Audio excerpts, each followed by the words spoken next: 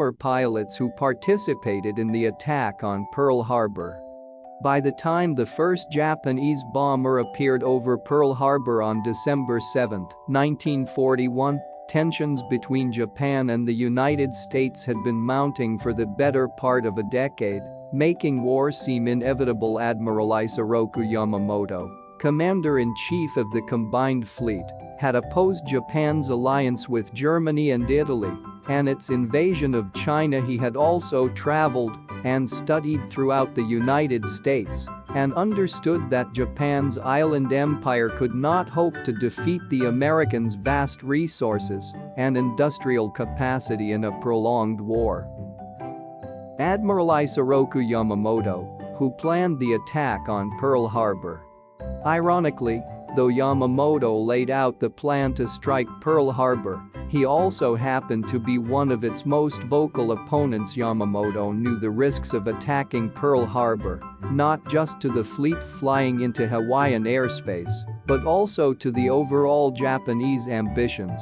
While those in favor of the attack believed it would keep the United States at bay, Yamamoto feared, correctly, as it turned out, it would simply enrage the nation and draw it into a war Japan couldn't win. A map of Pearl Harbor recovered from a captured Japanese midget submarine. While Yamamoto was vocally opposed to the Pearl Harbor attack, he was up against more powerful men who ultimately decided to go forward with the attack. The Imperial Japanese Navy General Staff Chief Asami Nagano rejected Yamamoto's concerns, arguing that negotiations with the United States were a waste of time. Supported by Minister of War General Hideki Toho, Nagano spoke often about necessary military action against the nations that stood in their way in the Pacific, including the United States and European allies with colonies in Southeast Asia. Pilots receive final orders before taking off. Both Nagano and Toho feared giving in to demands laid out in negotiations with the United States would reverse Japanese advances made during the Second Sino-Japanese War. Above all, the proud nation feared a loss of face and morale. The more Yamamoto expressed concern for the outcome of the attack on Pearl Harbor, the more unwavering Nagano became in his belief that it was necessary and was Japan's only possible course of action. Pilots assembled to receive their final orders. By November 3, 1941, a month before the attack was launched, Nagano presented the attack plan to Emperor Hirohito for final approval. 2 days later, the emperor announced his approval at the Imperial Conference, decreeing a December start date should negotiations with the U.S. fall through on November.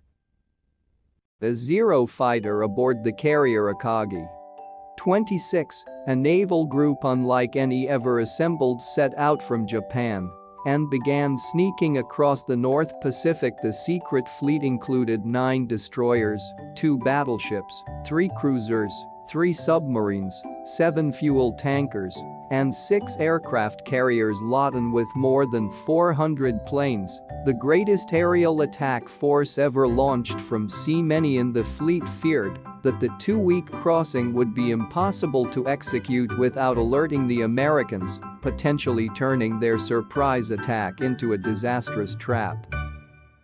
Pilots head for their aircraft.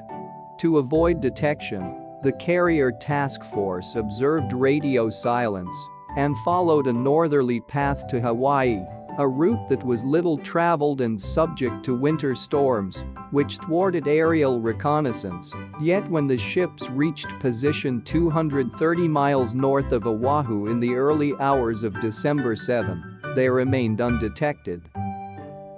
Dive bombers spin up on the deck of a carrier before taking off. Japanese subs lurking outside the mouth of Pearl Harbor on the south side of the island deployed 5 2-man midget submarines into the harbor at 6 o'clock a.m. Sailors cheer as planes take off from a carrier to attack Pearl Harbor. The first wave of 183 fighters and bombers began spinning up and taking off at 7:40 am. Japanese planes take off from a carrier to join the attack. The leader of the first wave, Commander Mitsuo Fuchida, spotted the military installations at Pearl Harbor. Seeing no activity, he gave the order to attack and then transmitted the code words Tora, Tora, Tora back to the fleet. This signaled that total surprise had been achieved. Torpedo bombers angled in and dropped specially modified torpedoes which raced through the shallow harbor and punctured the hulls of the ships anchored on Battleship Row. A Zero fighter takes off to join the attack. The USS Arizona was struck by a bomb near its ammunition magazines, causing a cataclysmic blast which killed nearly 1,200 sailors. Despite the utter surprise, the Americans began to organize and return fire in minutes, filling the skies with anti-aircraft flak and small arms fire. By the time the second wave of 171 planes arrived at 9:00 am, a plume of water erupts as a torpedo strikes the USS West Virginia, anchored in Battleship Row next to Ford Island. At 9:45 am, just 2 hours after the start of the attack, it was over. Mitsuo Fuchida, who led the first wave of the air attack.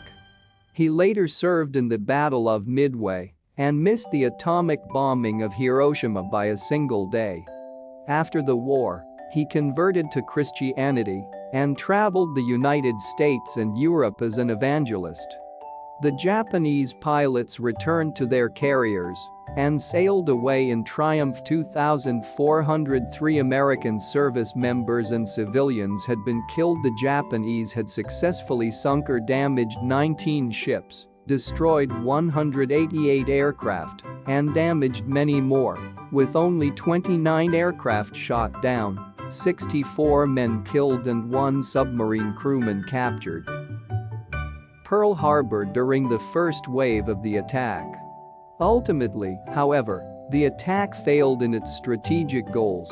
Though it was a stunning blow, the Japanese failed to take out fuel depots, dry docks and other facilities which were critical to the American war effort. The loss of a few battleships would prove less consequential than expected in a conflict increasingly fought from the decks of aircraft carriers many miles apart. Aerial view of the attack. Rather than cow the Americans into submission, the attack, which came before any official declaration of war, had them howling for revenge and uninterested in negotiations. When Yamamoto, the architect of the raid, learned that the declaration of war had not been delivered until after the attack, he is rumored to have said, "I fear all we have done today is to awaken a great sleeping giant and fill him with a terrible resolve." Photo credit, AP U.S. Navy National Museum of Aviation Hulton Archive. Getty Images. An image taken by a Japanese bomber shows ships burning and oil spreading across the surface of the harbor.